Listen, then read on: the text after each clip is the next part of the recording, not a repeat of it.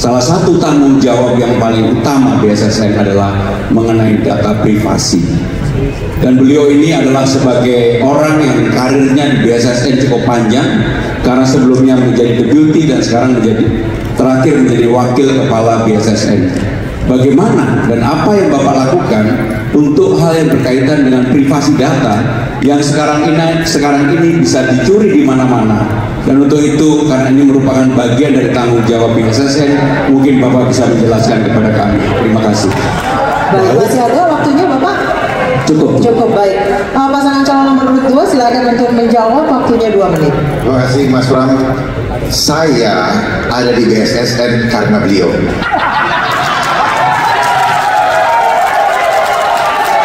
Beliaulah yang menempatkan saya di BSSN.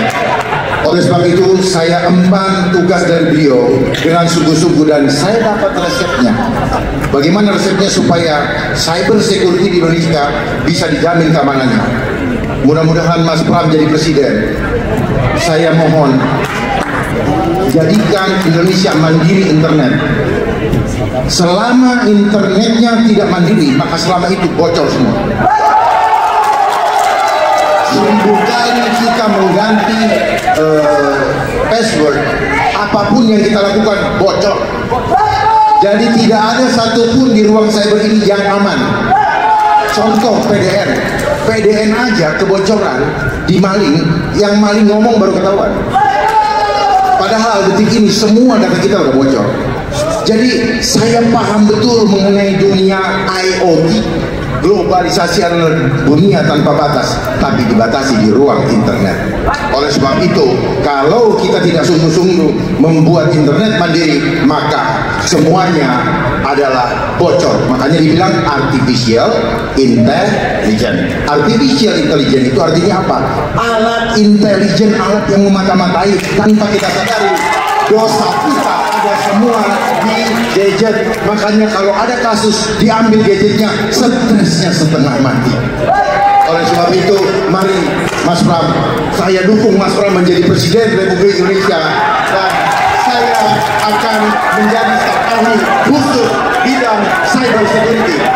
Dan cyber security adalah isu yang tidak akan pernah selesai, karena itu adalah, dengar baik-baik, cyber security itu adalah industri. Waktunya sudah habis Bapak. Terima kasih. Kami persilakan kepada paslon nomor 3 untuk menanggapi, waktunya 1 menit. Yang pertama, Bung Dharma, saya tahu memang Bung Dharma ini untuk urusan BSSN sebenarnya kapabilitasnya bukan sebagai wakil, tapi sebagai ketua aja. Tetapi beliau sebagai wakil, kalau sebagai ketua bintangnya naik sebenarnya. Saudara-saudara sekalian, data sekarang ini adalah betul-betul menjadi sesuatu yang penting. Maka menjadi tugas negara untuk memproteksi data tidak keluar kemanapun. Maka untuk itu harusnya BSSN bekerja sama dengan Kominfo untuk melakukan proteksi tentang data, dan mudah-mudahan tidak mudah untuk dicuri oleh siapapun. Sehingga dengan demikian, Bung Dharma, saya sama sekali tidak membantah apa yang beliau sampaikan. Saya mengucapkan terima kasih. Tetapi doa yang terakhir tadi, harapan yang terakhir bagi saya cukup maju pilkada DKI saja. Terima kasih. Terima kasih. Terima kasih. Selanjutnya, oke, baik. Tenang dulu. Terima kasih. Selanjutnya kami persilakan pasangan calon nomor 2 untuk memberikan tanggapan dari pernyataan pasangan calon nomor 3. Waktunya 1 menit. Silakan. Baik. Sekali lagi terima kasih Mas Pram. Saya bisa digantikan karena Mas Pram. Jadi hubungan emosional ini tidak bisa kami lepaskan sampai Tuhan memanggil kami. Betul Mas Pram?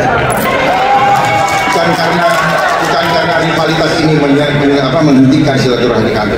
Tetapi satu hal yang ingin saya sampaikan, bahwa kalau kita paham agenda global, maka Kominfo perlu koreksi. Harusnya Infocom, bukan Kominfo. Kominfo adalah komunikasikan informasi, tetapi harusnya informasi difilter baru dikomunikasikan. Jadi di sana ada rahasia yang perlu dipahami betul, bahwa itu terjadi setelah reformasi 2002. Ada Kominfo, ada Kemenpan RB dan lain-lain, sehingga saya paham betul agenda-agenda apa yang terjadi di situ. Makanya muncullah ITE dan ternyata banyak persoalan di media sosial. Terima kasih. Baik, terima kasih. Kalau Kita berikan aplaus yang paling meriah di segmen ini untuk ketiga pasangan calon. Dan kami persilakan kembali duduk di tempat masing-masing. Kami persilakan ke tempat masing-masing.